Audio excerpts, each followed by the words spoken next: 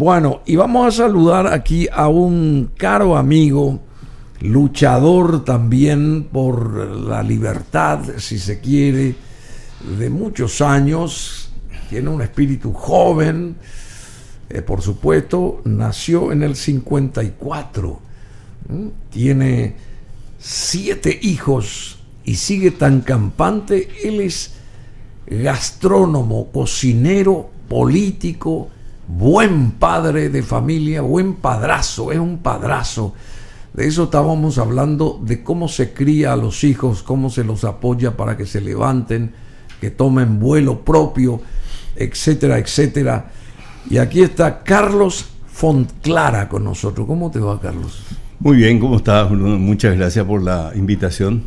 No, nosotros estamos agradecidos que venga un feriado, porque... Para mí no hay feriado. No hay feriado, pues la gente a veces duerme. Lulú, yo soy Lulú. Vos sos Lulú. El lunes a lunes. Bueno, yo le estaba diciendo, en la zona de Villamorra, y después él va a agregar detalles, hace un par de años, aquí Carlos Fontclara organizó un gran restaurante, ¿verdad? Importantísimo, en ese corazón de Villamorra, cerca de los Oblatos de María, sobre la que fue alguna vez la avenida Boyani, que después cambió de nombre y hoy es Eulogio Estigarribia y MacArthur. Y MacArthur, exactamente. Y el frente de su restaurante estaba sobre MacArthur, que era la antigua quinta de los Casenave Solé, y después Miller Casenave, pero antes también esa quinta perteneció a Peña Villamil, y antes estuvo una familia germana de origen germano, una familia nazi que vivía ahí. Yo me acuerdo porque nos mudamos en el barrio en ese momento, y mi madre, que ya no está entre nosotros, pero que sabía lo que pasaba, él me dijo, lo vi a Mengele hoy, me dijo, lo vi a Mengele. Yo era chiquitito, no sabía ni quién era Mengele. ¿Verdad? Bueno, y así sucesivamente, te estoy pintando lo que fue esa historia, y de ese mismo local que después vos convertiste en un super restaurante. ¿Por qué te gusta la cocina? A ver, Carlos. Bueno, siempre me preguntan cómo aprendí a cocinar.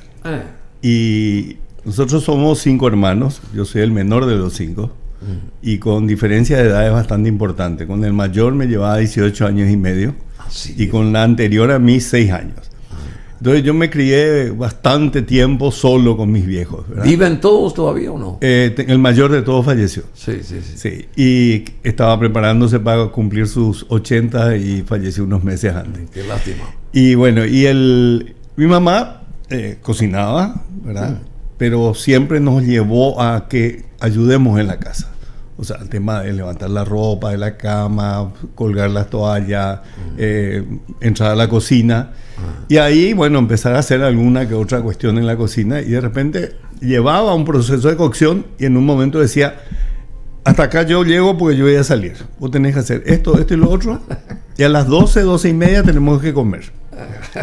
Entonces, te marcaban las pautas. Claro. Entonces, y ahí empecé. Y me encantó. Y aparte que era una cuestión disciplinaria en casa. A las 8 de la noche se cenaba. No estabas a las 8 de la noche, te jodías directamente. Nadie te guardaba comida. Entonces tenías que llegar, tenías que buscar. Yo siempre me defino, yo soy cocinero de heladera. De heladera. Yo abro la heladera, miro lo que hay dentro, y según eso cocino. Bueno, y de ahí empecé. Mi pasión básica fue la panadería siempre. Yo crecí en La Palmera. Claro, La Palmera era de ustedes, por supuesto, de los Fontclara. Me olvidé lo más importante. O sea, que esa fue ese fue el génesis. El génesis de todo fue ese lugar. Y no voy a decir porque estoy por televisión, pero yo vivía en un barrio, voy a decir, ¿sabes qué tanto? Un barrio de borrachos y putas. ¿Verdad? Porque ese era un barrio, era el barrio del puerto. Y sinceramente eso a mí me forjó en el relacionamiento con diferentes niveles de personas. Fue muy interesante, muy lindo. Yo jugaba con la gente del Bajo, con los canillitas, eran todos mis amigos, ¿verdad? Y así yo me crié, y por supuesto con las disciplinas de horario, tareas y compañía. O sea, ustedes nacieron ahí prácticamente. Claro, yo me mudé ahí con 7 años. Con 7 años. Sí. Y crecí allí. Después, a los 9, nos mudamos a la casa que hoy es no sé si sigue funcionando, el bar de la Manzana de la Ribera. Sí, esa era mi casa. Ah, tu casa, che. Yo vivía ahí 10 años, ¿verdad? Vi varios desfiles militares, lo tenía Stroner ahí allí por medio.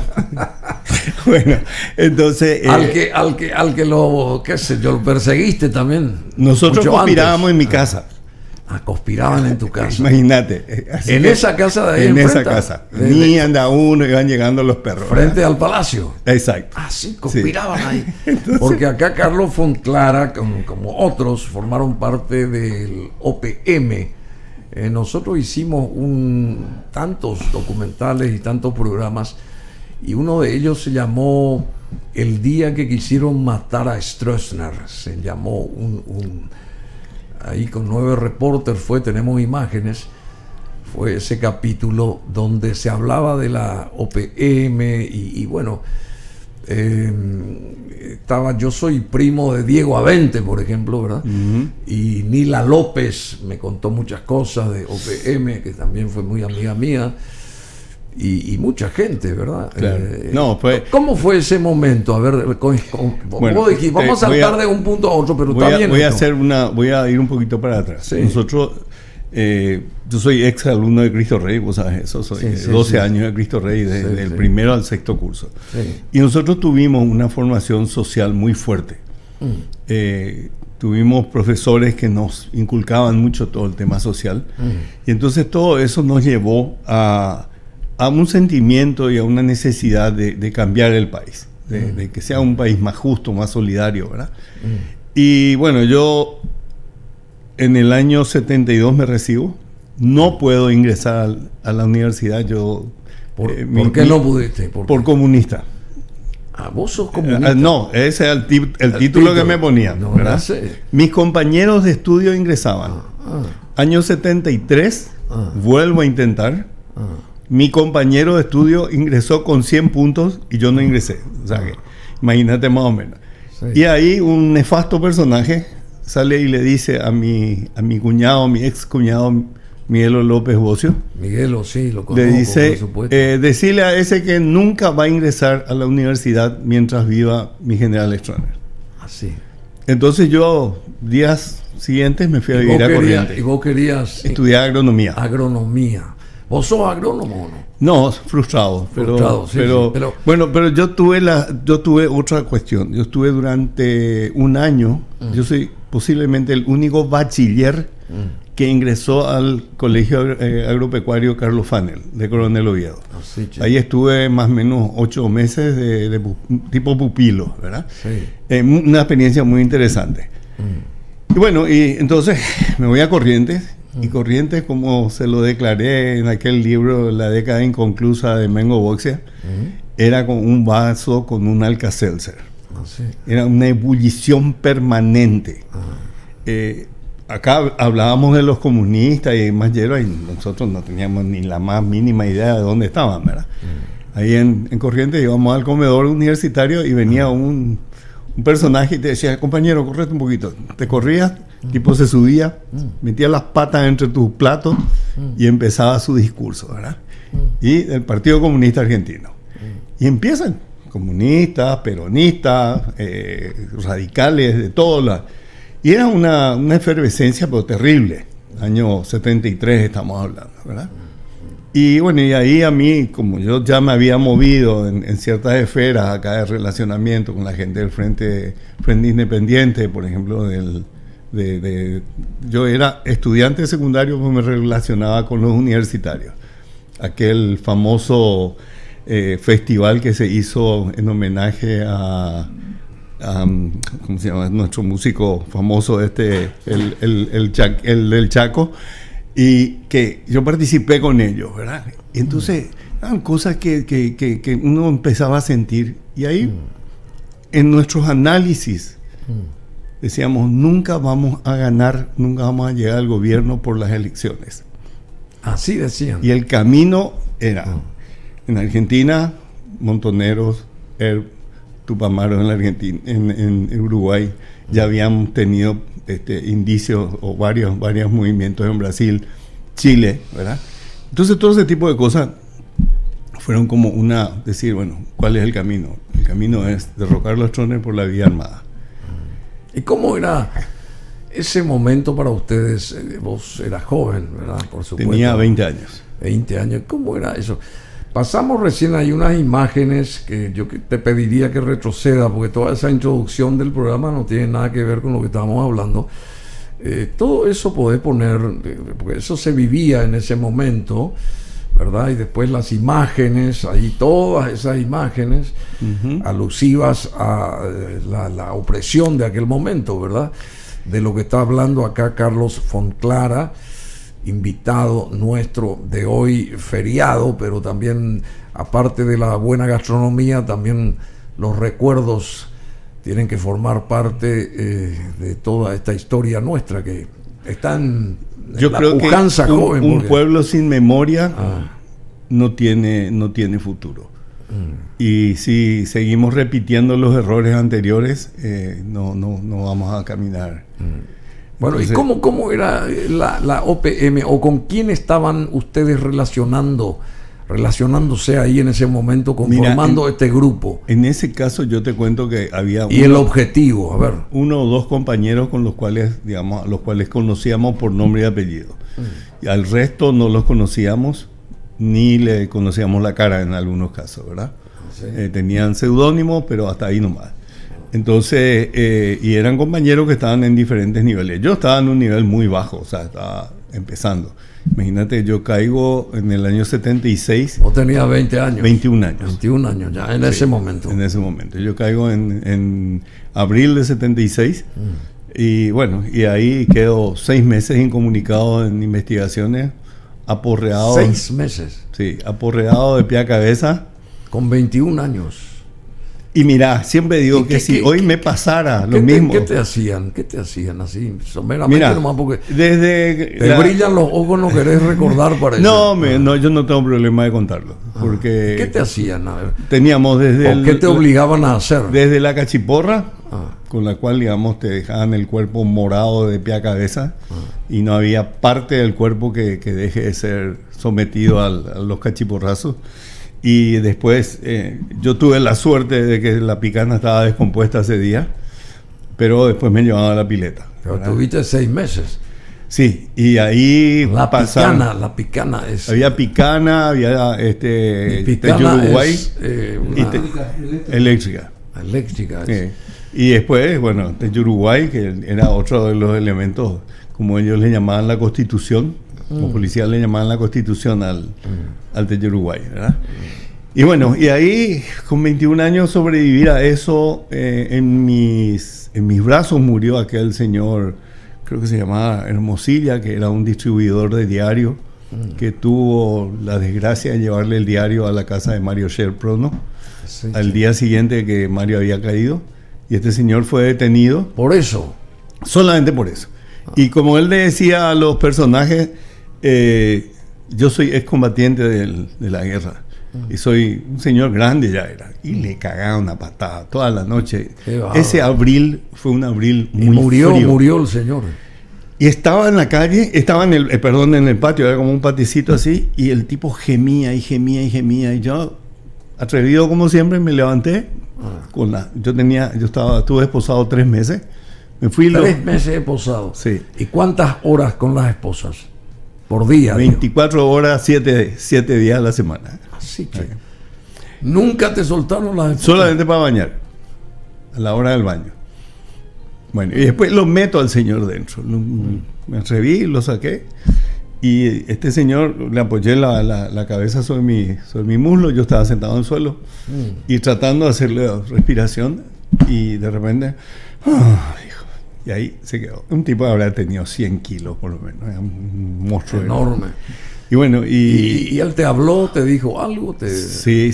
Él quejaba. Él se quejaba de por qué le hicieron todo lo que le hicieron, ¿verdad? No había explicación. Entonces te digo, una vivencia con 21 años, tener un muerto en brazos, al cual ni le conocía, y después ver desaparecer compañeros ¿verdad? Yo estuve la noche que lo mataron a Mario Sher, yo estuve con Mario. ¿Estuviste con Mario? Sí, y Mario no estaba con la herida, con el nivel de herida que dijo la policía, y que al final se demostró que Mario entró vivo y no murió en enfrentamiento. Hicimos un programa también sobre ese caso en particular, que no es este que está tratando de... Así mismo. Y bueno, Mario Sher Prono, hicimos el caso con su esposa, ¿verdad? Que contó con Nenena. Nenena, que contó pormenorizadamente todo eso. Una gran compañera. Sí. Y bueno... mira, después de eso tuvimos 6 meses en investigaciones y 1 año y medio en emboscada. Y en emboscada fue así... relajado. Por lo menos no había garroteada. Sí. Por lo menos. Ahí vos no sabías si al día siguiente en investigaciones dónde amanecía, ¿verdad? Y en investigaciones había cotidianamente garroteada. Vos dormías con alguien al lado tuyo y al día siguiente no estaba a tu lado. Ya no estaba. Y llegaba hecho pelota, ¿verdad? Si es que llegaba. Y bueno, y después nos fuimos Si es que llegaba. Y nos fuimos a emboscada, que se había transformado. Y hay una anécdota para mí muy, muy simpático, fuerte e interesante. Salíamos cada X horas, nos dejaban 10, 15 minutos para ir a los baños. Y Emboscada tenía un patio muy grande. Entonces, de un lado estaba la construcción y al final estaban los baños. Y al cruzar, me cruzo con 3 señores. 3 señores ya grandes, con pelo blanco. ¿Y tenías vos cuántos años? Y yo tenía en ese momento 21, 21 todavía. Cumplí 22 estando ahí adentro. Y me toma el señor del brazo. O sea, 22 años tenía, cumplí 22 en investigaciones. Me toma el señor del brazo y me dice, discúlpame, ¿cómo te llamas? Y soy fulano. Soy Carlos Fonclara, Juancito Fonclara, me dice, mi tío. ¿Y cómo está él? Y bien, le digo, ¿y dónde? Me dice, está exiliado en la Argentina. Ah, ya. Ah, sí, lo conocimos de la época. ¿Y ustedes quiénes son? Y se empiezan a presentar en orden así. Rojas, Alcorta y Maidana. Entre los 3 tenían 75 años de prisión. ¡Socorro! Entonces me dice, ¿y vos hace cuánto que estás preso? Que estás detenido, estás preso. Y hace 7 meses. ¿Y usted? Le digo, y se rieron, 25 años. Dios. Entonces uno se tiene que mentalizar de que puede llegar a estar ahí los 25 años como estos señores. O sea, lo que dure Claro, a los cuales se los veía. El gobierno. Se los veía con una tranquilidad. Ahí hay unas imágenes de la famosa pileta. Sí, ya estaban más allá del bien y del mal estos señores. Sí. Pero todo. Fíjate nomás el nivel de traición. Pegan de espalda. Ellos no pegan de frente. Vamos a poner estas imágenes, ahí están. Y bueno, y son escenas que no pueden pasar desapercibidas, que forman parte de nuestra historia y donde muchos paraguayos también sufrieron en demasía. Obviamente denotan estas imágenes lo que fue ese sufrimiento, ese nivel, digamos. Estos compañeros están desaparecidos, estos que están ahí. Sí. ¿Vos los conociste alguno? Sí, los conocí a los 4. A los 4 los conociste. Sí, ellos estaban en una celda que estaba en un piso superior al nuestro. Y bueno, el día que nosotros fuimos trasladados Ahí está la famosa pileta. Sí. Así te hacían. Así mismo. Así mismo. ¿Y qué había en esa pileta? ¿Agua limpia? Yo tuve la suerte de agua limpia. Conmigo se cargó la pileta. Después lo que vino después ya no sé, porque hablan de que había de todo un poco. De todo un poco. Sí. Pero te digo, lo que hay que reivindicar es el espíritu. El espíritu que teníamos nosotros en Emboscada, a pesar de que nos metieron 3 presos comunes para incidentar, pero había un espíritu de solidaridad entre nosotros que era muy fuerte. O sea, yo en un momento determinado quedé solo, el único asunceno, con 39 campesinos. Así. Con un relacionamiento, con una cultura diferente, con todas unas cosas. Y fue algo muy, muy lindo, o sea, muy fuerte, muy interesante, muy aleccionador, ¿verdad? Y después de que hayas salido, ¿tuviste un contacto con alguno de ellos? ¿Alguna vez o no? Sí. Yo me mantuve después. O sea, ¿seguiste teniendo contacto? Tuve contacto con ellos. O sea, el día de la salida en libertad, Bruno, es un día donde se mezclan la alegría y la tristeza. La alegría de mirar hacia adelante que está. Y la tristeza de los que quedan allá adentro. Y la tristeza de los compañeros que quedan allá adentro. Y todo lo que pasó ahí. Sí. Gente que durante 2 años no recibió una visita. Así, ¿Por qué? Porque le habían arrasado su familia. Le habían matado a toda parte de la familia. Quienes se salvaron, rajaron, le quemaban las casas. Le quemaban las casas, mataban sus animales, pues mataban por deporte ya, ¿verdad? Entonces... ¿Y a vos te visitaba la gente? O sea, familiares te visitaban. Sí. Yo, la anécdota con Lorena, mi hija, que cuando yo caí tenía 10 meses, ella en las primeras visitas no me reconocía. No sabía quién era yo. ¿No te reconocía? No. Y después un día de repente pegó un grito y papá. Digo, fue un día muy emocionante, ¿verdad? Los que me visitaban siempre eran Tere, mis viejos. Imagínate que eran 2 horas y media a 3, creo que, para llegar a Emboscada. Y nos daban 5 minutos de visita. 5 minutos. Bueno, Carlos Fonclara se casó con Teresa López Bocio, López de Filipis Bocio, y tuvo 6 hijos con ella, ¿verdad? Con Teresa, amiga mía también de muchos años, conformó el coro de la Catedral de la Misa de 11, con un grupo muy interesante de personas, y a pesar de todas las penurias, ella se iba y cantaba al Todopoderoso, ¿verdad? Y en esa misa, como todos, hacíamos ese, que no fue ni siquiera un esfuerzo, fue un apasionamiento que tuvimos jóvenes en ese momento, y que también nos nutrió muchísimo ese ejercicio de los domingos, de estar todos unidos, reunidos. Y por otro lado, Carlos, que obviamente está contando parte de su vida, de su experiencia en este sentido, luchando contra un régimen que tuvo 34 años, amordazando al país. Bueno, entre Teresa y Carlos, de ese relacionamiento hubo 6 chicos, nacieron 6 hijos. Lorena, que tiene ahora 46 años, Esteban, que tiene 44, que creo que está en España, ¿verdad? Sí.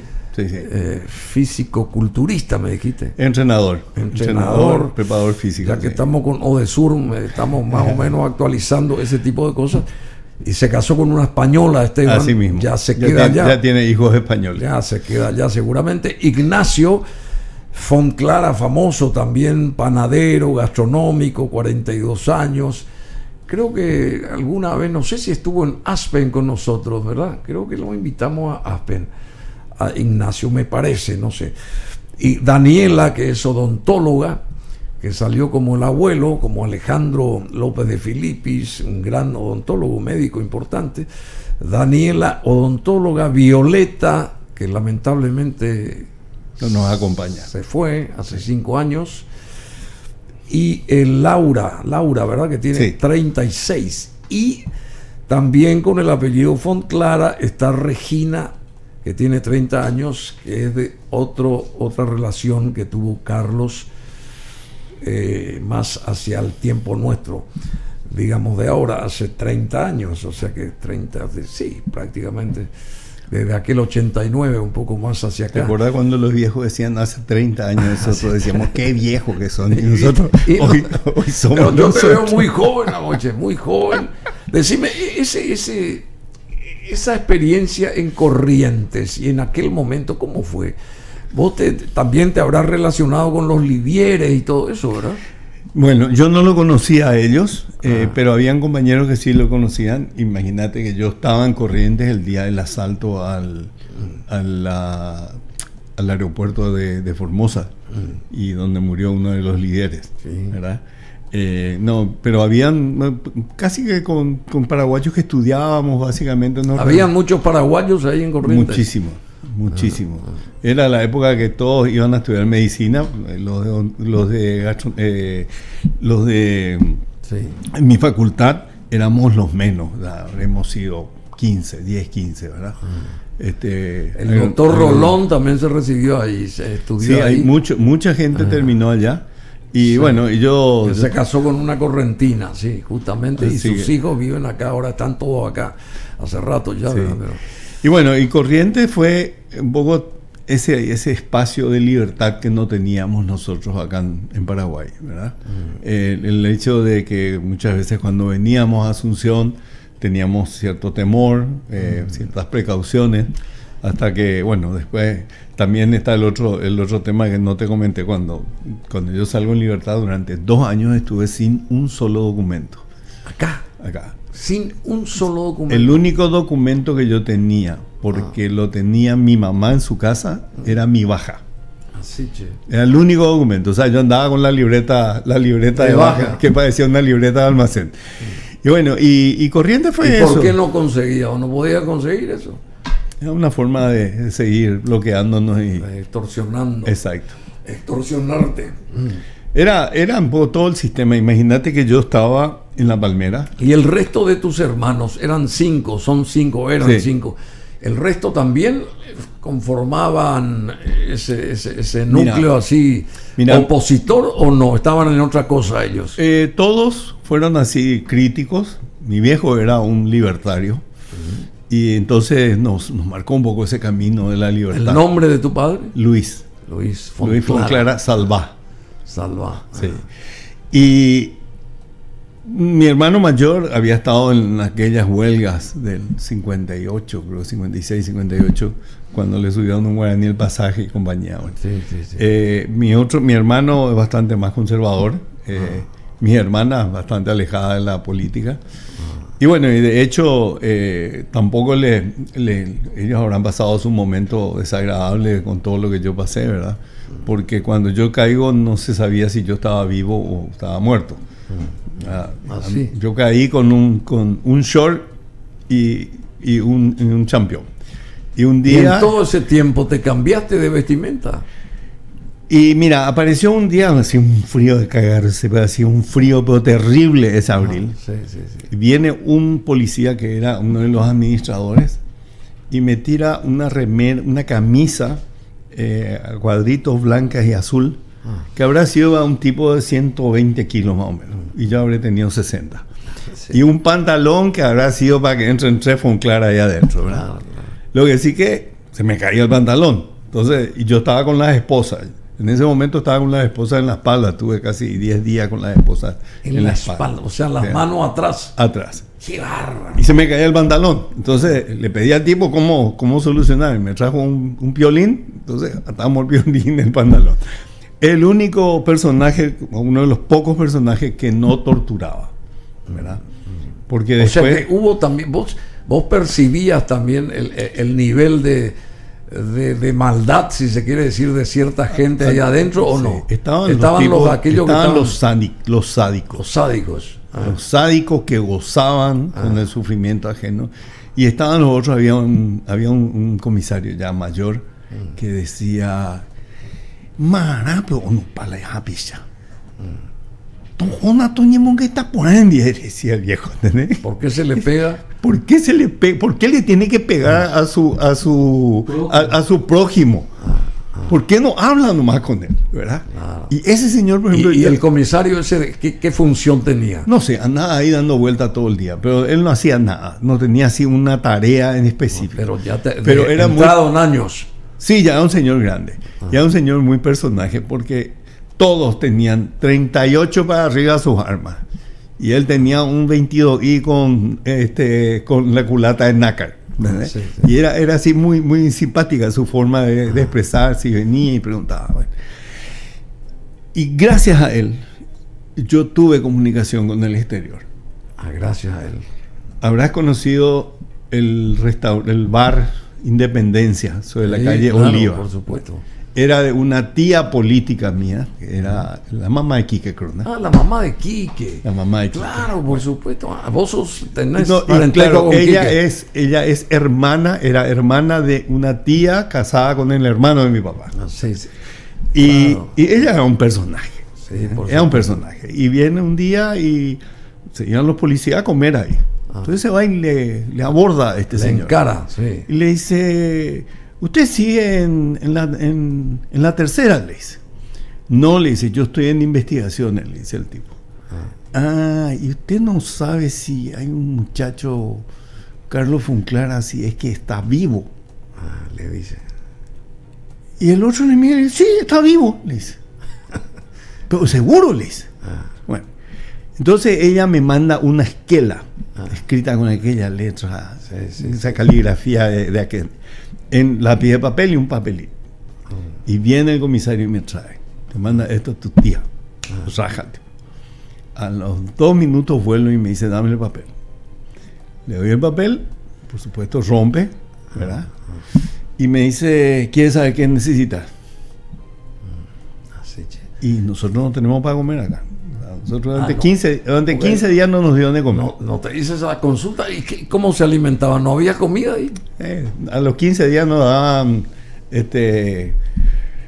cucaracha con gusano y algún pedazo de fideo o de poroto o de arroz. Pero eso es cierto. ¿Y eso comían ustedes? ¿Y qué tenés que hacer? No podíamos elegir. No había menú ahí. O sea, vos comiste. Sí, como decían los perros, qué rico está este pedazo de proteína, un flor de gusanito. Bueno, y entonces a través suyo nos traían dinero. Él nos traía dinero y entonces nosotros conseguimos extorsionarle al cocinero, que estábamos contiguos a la cocina. Y entonces al tipo le decíamos que nos compraban, consumimos mucha cebolla, berro, mucho berro, cebolla, berro y zanahoria. Y bueno, nosotros nos arreglábamos, robábamos los cuchillos de la cocina. Estábamos ahí adentro detenidos y nosotros teníamos cuchillo ahí, ¿verdad? Y nos tocaba un día, cada día, ir a pelar cebolla, ¿verdad? Y ahí toda la técnica para que no lloriquees tanto con la cebolla y todo. Y así fuimos complementando con el resto de comida. Inclusive, te digo, cuando empezó a aparecer carne, cuando llegábamos nosotros para servirnos, el que servía tiraba la carne otra vez dentro del tacho para no darnos a nosotros.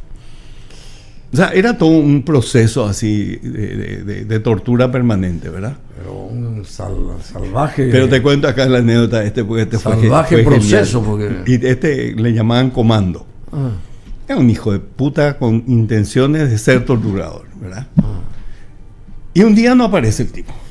Y aparece un segundo. Entonces le dijimos, che, comando, ¿qué pasó? No, comando. ¿Ella comando? Le atropelló un camión. Nosotros le hicimos matar. Esa fue la bola nuestra, ¿verdad? Nosotros le hicimos matar, le dijimos al tipo. No sabés cómo nos cuidaba el tipo a partir de ese día. Sí, toda la carne era le dijeron a usted que le hicieron toda matar. La carne era para nosotros, ¿verdad? ¿Y bueno, quién tuvo esa idea brillante? No, yo le dije. Así, che. Y entonces, y era toda una cosa que era salvarse ahí, ¿verdad? Después, por ejemplo, empezamos a jugar ajedrez. O sea, entró, no sé, un tablero de ajedrez y con eso nos manteníamos ocupados. Teníamos un animal ahí que le llamaban Bomba, apellido Riquelme, que fue mucho tiempo guardaespaldas de Osvaldo Domínguez, de HDD. Sí, HDD. Y nosotros le decíamos para jugar con él el ajedrez. Y él nos decía, llego policiamente, llego ese tabú, güey. Dama, pimenta, agua. Yo hasta dama sé jugar, ¿entendés? Que era un capo jugando dama, entre paréntesis, ¿verdad? Y era toda una relación. De repente había un tipo que entraba de guardia y venía a las 2 de la mañana y nos despertaba. Y nos daba cocido, nos daba galleta caliente, ¿verdad? O sea, cosas así. Disímile de repente. Sí, realmente una cosa muy... ¿Y algún libro, alguna revista, alguna cosa, alguna vez cayó en la mano de ustedes o eso no se podía? Lamentablemente cayó un diario que era lo que usábamos para ir al baño, donde yo me informo de la muerte de un queridísimo profesor del colegio Cristo Rey, el Paí Osuna. Ah, sí. Y Paí Osuna murió de tristeza. Murió de tristeza. Era un tipo... ¿Y por qué murió de tristeza? Porque caímos en una partida de sus alumnos, ¿verdad? Creo que fue el primer paraguayo que fue provincial, creo. No puedo tener pero era un tipo excelente. Solidario. Un capo. Se rodeó el colegio en la época de Rockefeller. Sí, sí. Y él se iba con una canasta. ¿Cómo fue esa? Arriba Rockefeller acá. Era vicepresidente, creo que. ¿O Rockefeller qué fue? No fue vicepresidente. No, era un representante de la familia Rockefeller, creo que. Y una manifestación. ¿Qué hubo ahí? Una manifestación en el año 69. ¿Y qué pasó cuando vino? Y hubo... Se tomó el colegio Cristo Rey, se tomó la parroquia, tomaron los universitarios. Había manifestaciones en toda la zona, y ahí fue mi primer garroteada. Y yo ligué la primera. ¿Y esa casa que estaba frente al Cristo Rey, ahí Ahí era la casa donde vivían los curas, vamos a llamarle así, tercermundistas. Que entraba a la gente que se escapaba del... Y mira, el barrio los acogió a casi todos los que fueron perseguidos. Yo, por supuesto, tenía 13 años y volaba, ¿verdad? Así que ligué una, pero la segunda ya el tipo se quedó más o menos a 20 metros detrás mío. Y todo ese ambiente, Bruno, era un ambiente donde nosotros nos relacionábamos con los universitarios que estudiaban en Cristo Rey, porque Cristo Rey era parte de la UCA, y con los de la escuela de alfabetización de adultos. O sea, era todo, prácticamente nosotros en esa época estábamos fácilmente 10 horas en el colegio. Y toda esta experiencia, estas vivencias que vos estás relatando, que no son fáciles reverdecerlas, ¿verdad? Porque a hoy, digamos, con tus hijos crecidos, con tus nietos, con toda la familia formada, con tus éxitos gastronómicos, ¿qué denota en vos aquel momento? ¿Y vos querés olvidar eso? ¿No querés contar? Bueno, contaste acá, pero no querés que yo no tengo guardar ciertos detalles. No tengo ningún problema en contar de aquello. Al contrario, yo creo que es parte de la catarsis, ¿verdad? Es parte de la transmisión que tenemos que... Nosotros somos transmisores históricos. Nosotros vivimos la historia. Y hoy la juventud, ¿cómo está respecto a la juventud aquella que pasó por lo que vos narrás? ¿Cómo vos ves ese cambio de...? Pareciera que hay una suerte de renacer. Sí. ¿Verdad? Por ejemplo, esto de Una no te calles fue una de las cosas que llamó la atención. Pero, y acá vamos a entrar un poco al campo de la política en sí. Sí, justamente. Hoy primero la educación es castrante. O sea, nosotros teníamos como consigna el pensamiento libre y el análisis, la calidad de análisis que teníamos en el colegio. Se aprendía eso. Claro, nosotros tuvimos profesores extraordinarios. Sí. Entonces, nosotros desmenuzábamos las cosas como para llegar a una solución, ¿verdad? Y eso se cortó con las reformas educativas y compañía. Este actual ministro de Educación es del Cristo Rey. ¿Ah, sí? No sabía. El actual ministro, ¿cómo que se llama? Martínez el apellido. Zárate. Zárate. Él pasó por el Cristo Rey, defendió el Cristo Rey y ahora está con esta cuestión. Mira que pasaron de todo. Pasamos de todo por el Cristo Rey. Así que no. Perdón, pero hagamos la lista porque hay de todo un poco. Él se ufana de que pasó por el Cristo Rey. Claro, nosotros somos la promoción 72. Tu promoción también, ¿verdad? Sí. En el año 76, el colegio hay un allanamiento, detención de profesores, detención de alumnos. Cuando nosotros empezamos a ver la entrada unos chiquilines, para nosotros eran chiquilines, ¿verdad? Que estaban en cuarto curso del colegio, empezaron a entrar a investigaciones, estaban detenidos. Los curas fueron deportados, y ahí cambia el colegio. Ahí cambia. Los post-76 tienen otra formación que la que nosotros tuvimos. Y eso hay que decirlo porque muchos se ufanan de haberse formado en Cristo Rey, pero son post-76, con un director que era un capellán de milicos, ¿verdad? Te imaginas ya su mentalidad. Y después tuvimos directores que fueron, digamos, así. Bueno, decime, ya que tocaste lo de la política, ¿cómo está nuestra política hoy?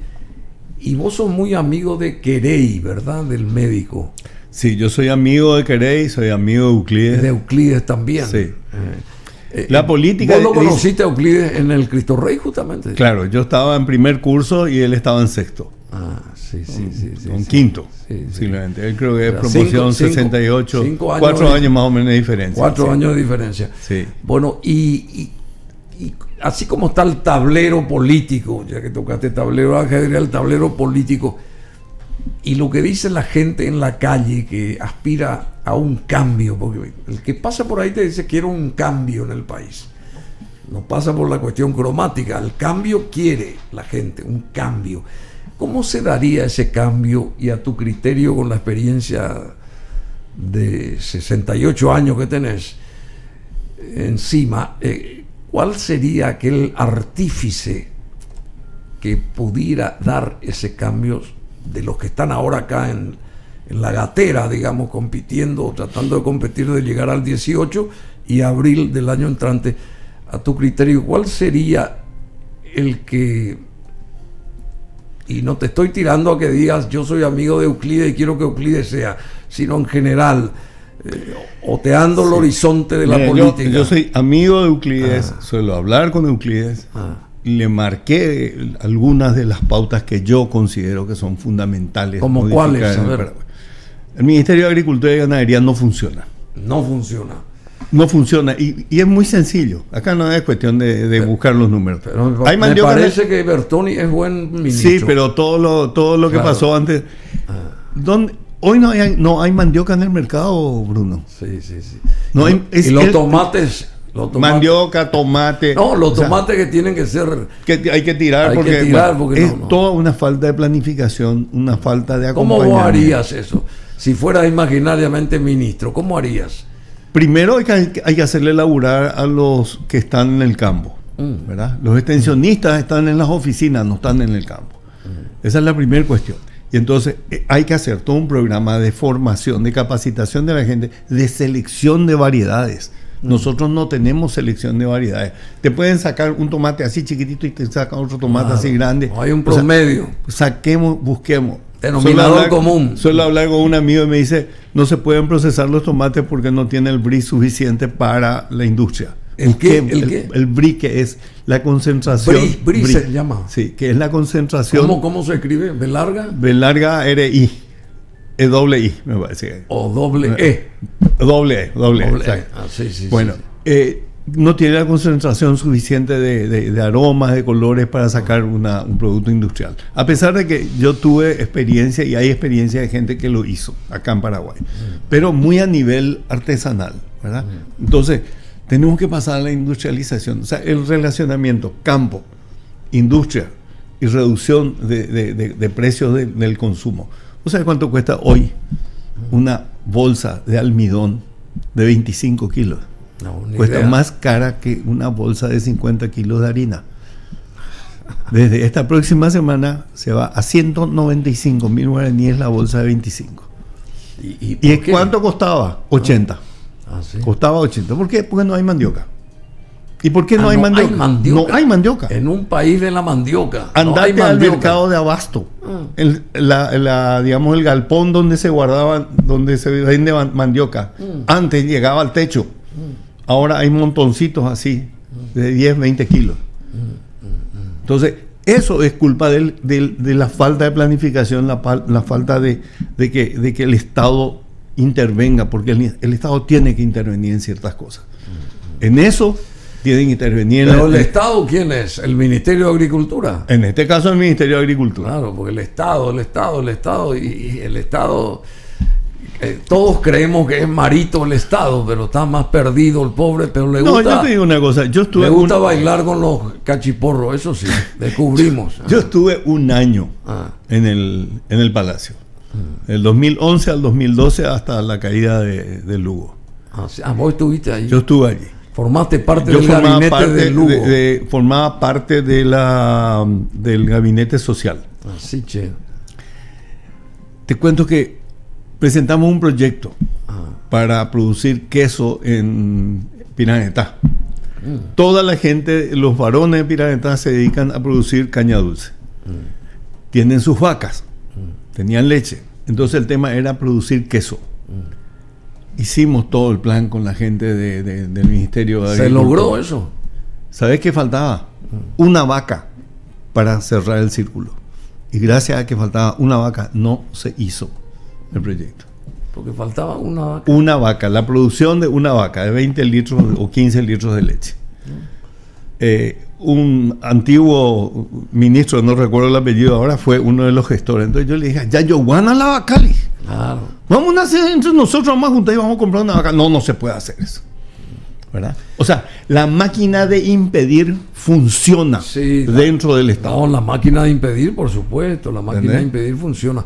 Pero hoy Martín Burt, por ejemplo, tiene con todas esas suborganizaciones en las colonias y todo esto de la Fundación Paraguaya, están produciendo un queso extraordinario allá en Cerrito. En esos lugares así mencionados por vos, y también miel y todo eso, todos envasados, estos productos envasados con una calidad impresionante. Bruno, Paraguay hoy produce unos niveles de quesos gourmet. Quesos gourmet. Que hace más o menos 20 años atrás no existían. Sí. Y fue un señor que se le ocurrió buscar y descubrir que habían N cantidad de maestros queseros suizos en Paraguay. Ese señor hoy gestiona toda una formación técnica de esos posibles maestros queseros que se van a Suiza a formar. A formarse, sí. Hoy nosotros estamos consumiendo quesos gourmet de industria paraguaya que no teníamos anteriormente. O sea, de que se puede, se puede. Avanzó. Pero avanza gracias, como decíamos en algún momento, a pesar del Estado. A pesar del Estado. ¿Verdad? El Estado es la máquina de impedir. O sea, y la parte privada es la que lleva adelante las cosas. ¿Verdad? Y bueno, lamentablemente es así. Conste que dice que el Estado hizo todo esto de Odesur, que salió muy bien al parecer en cuanto a su inauguración. Hasta ahí voy. Yo no estuve muy al tanto de esto, pero el resultado a través de los comentarios de la gente. Yo solamente digo eso a través de lo que sale en las redes sociales. Y quiero que, como paraguayo, que Paraguay se luzca, a pesar de que nuestra municipalidad no hizo la tarea pertinente que debió de hacer hace mucho tiempo respecto a la ciudad de Asunción, porque la ciudad de Asunción está también muy abandonada. Y vos que venís de esa zona ya de donde creciste, ¿cómo se llama? De los del puerto, de la Palmera. Sí. De la Palmera, y bueno, vos corroborás seguramente el centro hoy se cae a pedazos. Qué bárbaro. Bueno, vos sos amigo entonces de Euclides, no me dijiste. Bueno, ¿Vos crees que Euclides llegue? Va a ser el digamos, la persona que pueda unificar a todos los paraguayos, porque también necesitamos eso, alguien que unifique a la población más allá de banderías políticas y ese tipo de cosas. Pueden tener muchas críticas. Tenemos que unirnos, esa es la misión. Euclides es un gestor. Sí. Euclides es un tipo que puede gestionar ese relacionamiento con todos los matices que él tiene, ¿verdad? Es un tipo que viene de la política, nadie le tiene que enseñar cómo funciona el Estado, ¿verdad? Creo que tiene una visión y coincidíamos en este tema, por ejemplo, que era fundamental la cuestión incluso de IPS, cómo debería funcionar IPS, también lo hablamos. Todo ese tipo de cosas son cuestiones donde él tiene una visión diferente a la que viene trayendo. Y hoy creo que con la candidatura de Jorge Querey como vicepresidente, le da un sustento de alguien que tiene un nivel de profesionalismo muy alto. Sustantivo. Sí. ¿Cómo lo describiría Jorge Querey, el médico? Jorge Querey, mira, senador. Yo lo conocí a Jorge en la época de Lu, y estaba él ingresando un poco al área, digamos, administrativa. Hoy es un tipo que tiene una experiencia. Estuve leyendo un informe que presentaron en última hora, justamente, una entrevista que le hicieron, que van a presentar un informe. Ese trabajo ayer es un trabajo sumamente ayer creo profesional. Que fue, le hicieron una entrevista ayer a 2 páginas. Exacto. Sobre la cuestión esta del incendio del Tribunal Superior.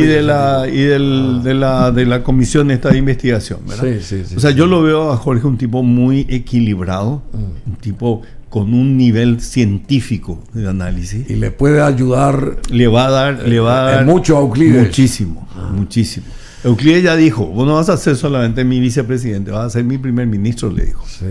Entonces, creo que va por ahí el camino, ¿verdad? No estoy desacreditando a los demás, pero creo que hoy la política paraguaya necesita caras nuevas de gente que conozca el interior del Estado. ¿Cómo te definís vos en el aspecto político? ¿Y cómo sos vos? ¿Socialista sos? Tengo un pensamiento socialista. Tengo un pensamiento socialista con una cuestión fundamental. El Estado tiene que garantizar y favorecer las gestiones del sector privado.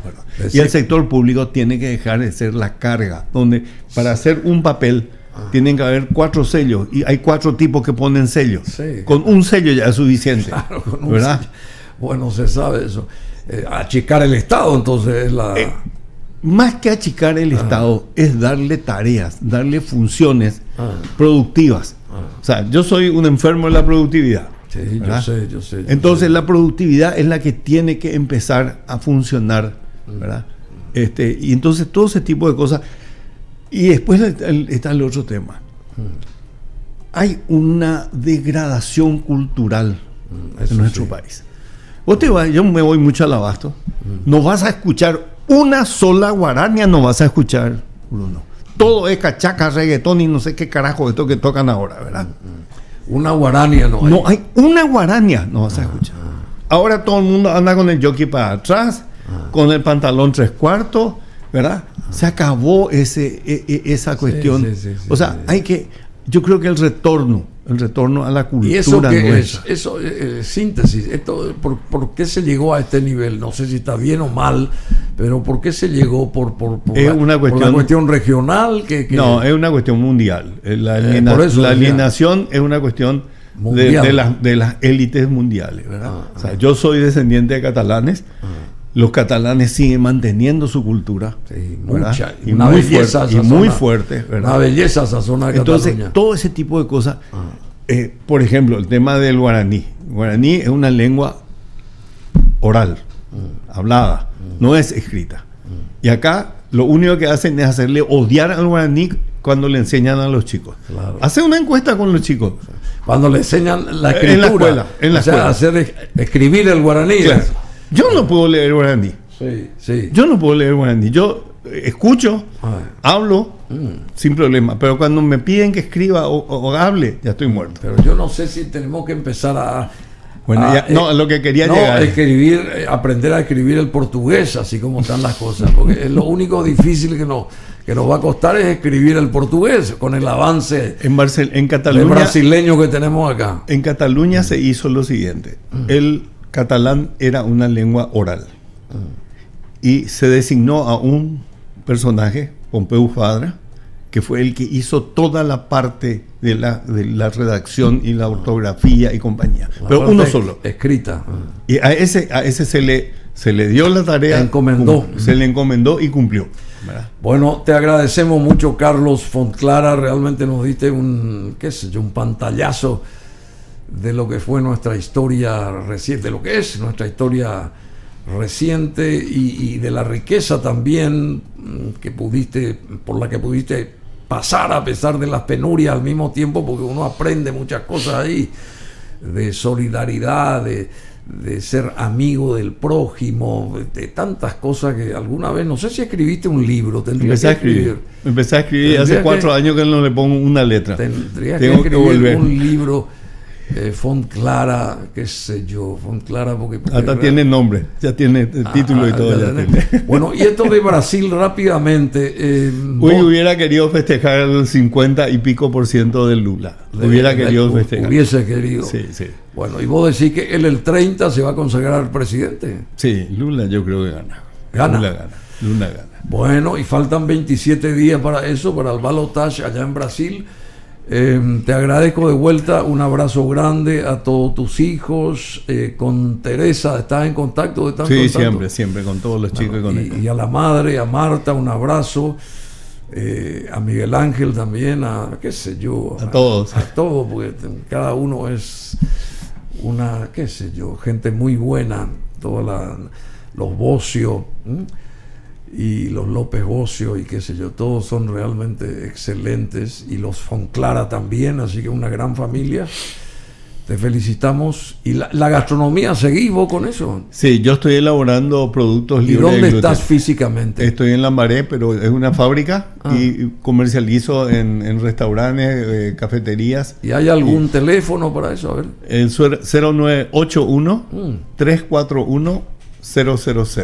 0981 341 000. Y otro de los aspectos es que yo hago capacitación, soy capacitador. Así, che. En todo o sea el tema. Que uno si quiere abocarse a meterse en el mundo gastronómico, vos podés orientarlo. Perfecto. Yo enseño incluso en la Universidad San Ignacio de Loyola, hay un diplomado de gastronomía, y hago mis cursos independientes. El miércoles justamente estoy en Ciudad del Este, dando 2 días de clase de principios básicos de panadería. Bueno, hay muchas cosas que tenemos que hablar. Creo todavía. Que nos quedan horas para volver a reunirnos. Con Carlos Fontclara, 0981, ¿verdad? 341 000. 341.000. Bueno, así que ese es el teléfono. Pónganse en contacto con este señor que sabe mucho del mundo gastronómico y de otros mundos también. Bueno.